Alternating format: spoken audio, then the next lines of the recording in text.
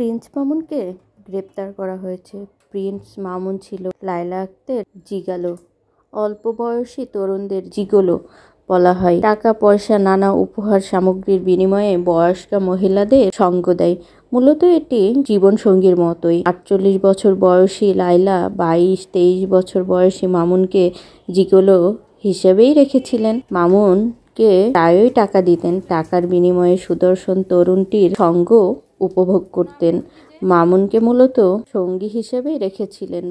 তিনি টাকা রোজগারের জন্যও ব্যবহার করতেন। মামুনের পেছনে তিনি যত টাকা ব্যয় করতেন সম্ভবত তার চেয়েও বেশি তিনি মামুনের সঙ্গে বানিয়ে আয় করতেন। জনপ্রিয় টিকটকার মামুন নাচত আর গানের সঙ্গে ঠোঁট মেলাতো। তার পাশে রঙ্গ করা পুতুলের মতো দাঁড়িয়ে থাকতেন লায়লা। এসব অর্থহীন ভিডিও, কুরুচিকর ভিডিও ইউটিউব, ইনস্টাগ্রাম, ফেসবুকে আপলোড করতেন তিনি। শুধু নাচ গানের ভিডিও নয়, মামুন খাচ্ছে, মামুন হাসছে, মামুন খেলছে, সবকিছুর ভিডিওই তারা করা চায়।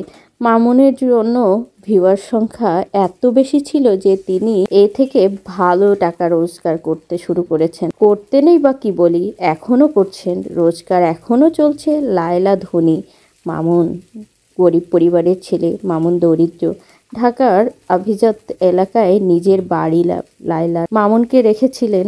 মামুনকে খাইয়েছেন, পরিয়েছেন, দামি উপহার সামগ্রী দিয়েছেন। বিনিময়ে মামুনকে সারা জীবনের জন্য কিনে নেয়ার চেষ্টা করেছিলেন। দরিদ্র পরিবারের ছেলে মামুন যা চাইতো লায়লা তাকে সেটাই দিতেন। এক সময় মামুনকে বিয়ে করার জন্য তিনি উন্মাদ হয়ে ওঠেন। তিনি সর্বত্র বলে বেড়ান মামুন তার লাইফ পার্টনার। মামুনের কিন্তু কোনো ইচ্ছা নেই তার দ্বিগুণ বয়সী দুইবার বিয়ে হওয়া দুইটা সন্তানের মাকে বিয়ে করা। চাপাচাপির কারণে মামুন শর্ত দেয় তাকে ঢাকা শহরে একখান বাড়ি কিনে দিতে হবে, অথবা লায়লার নিজের বাড়িটাই তার নামে লিখে দিতে হবে। পাকা জিগলোর মতোই ব্যবহার মামুনের নাকি মামুন জেনে শুনেই এমন শর্ত দিয়েছিলেন যে লায়লার পক্ষে এটা মানা সম্ভব হবে না। তাহলেই শর্ত না মানার অভিযোগ করে লায়লার নাগপাশ থেকে সে মুক্তি পাবে। মামুনের পেছনে অঢেল টাকা খরচ করেছেন লায়লা। হয়তো ভেবেছিলেন নিজের স্বপ্ন পূরণ করবেন, মামুনকে নিজের করে পাবেন। কিন্তু মামুন চায় বাড়ি। মামুনকে লায়লা বাড়ি লিখে দিবেন বলে কথাও দেন। লায়লার দরকার সঙ্গ, মামুনের দরকার টাকা। এই সম্পর্কটি শুরু থেকেই দেওয়া নেওয়ার সম্পর্ক। বাড়ি না পেয়ে লায়লার সঙ্গে 3 বছরের সম্পর্কের ইতি টানতে চাচ্ছিলেন মামুন। সম্পর্ক গড়া যেমন মানবাধিকারের অংশ, সম্পর্কের ইতি টানাও কিন্তু মানবাধিকারের অংশ। বিচ্ছেদ মেনে নেওয়া উচিত ছিল লায়লার, কিন্তু তিনি মেনে নেননি। নিজের বয়সের দিকে তাকান না, বরং বয়স কম দেখানোর জন্য তিনি কড়া মেকআপ করেন। কেউ বলে মুখে নাকি নানান রকম সার্জারি করা। যদিও যে কারোরই যে কোনো বন্ধুত্বে, প্রেমের, বিয়ের, যেগুলোর সম্পর্ক চুকিয়ে ফেলার অধিকার আছে, সে অধিকার কিছুতেই দিতে চাননি লায়লা। মামুন যখনই লায়লার সাথে ঝামেলা করে বাড়ি চলে যায় তখনই তার হাতে পায়ে ধরে বাড়ি ফিরিয়ে নিয়ে আসেন লায়লা। সামাজিক মাধ্যমে সারাক্ষণই মামুনের জন্য কান্নাকাটি চলতে থাকে। মিডিয়ার লোক নিয়ে যান মামুনের গ্রামের বাড়িতে, দুনিয়ার মানুষকে দেখান তিনি খুব ভালোবাসেন মামুনকে। তিনি সত্যিই যদি ভালোবাসতেন, মামুন তার পায়ের নখের যোগ্য নয় এই কথা বলতে পারতেন না বারবার।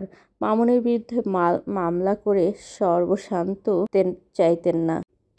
লায়লার মতো চালাক চতুর নয় মামুন। সে বিশ্বাস করেছিল লায়লা তার ফ্যান, লায়লা তাকে ভালোবাসেন, লায়লা তার কোনো ক্ষতিও করবেন না কোনো দিন। সে নিশ্চয় কল্পনাও করতে পারেনি লায়লা তাকে একদিন জেলখানায় বন্দি করবেন।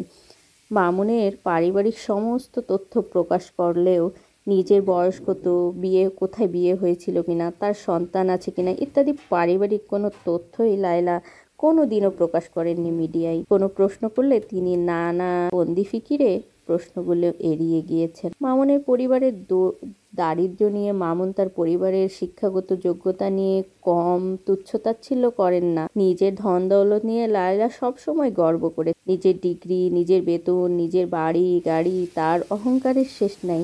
আর মামুনকে কখন কত টাকা দিয়ে সাহায্য করেছেন, মামুনকে কত টাকা দামের গাড়ি উপহার দিয়ে সবই বিশ্ববাসীকে বরাবরই জানিয়ে দিয়েছেন।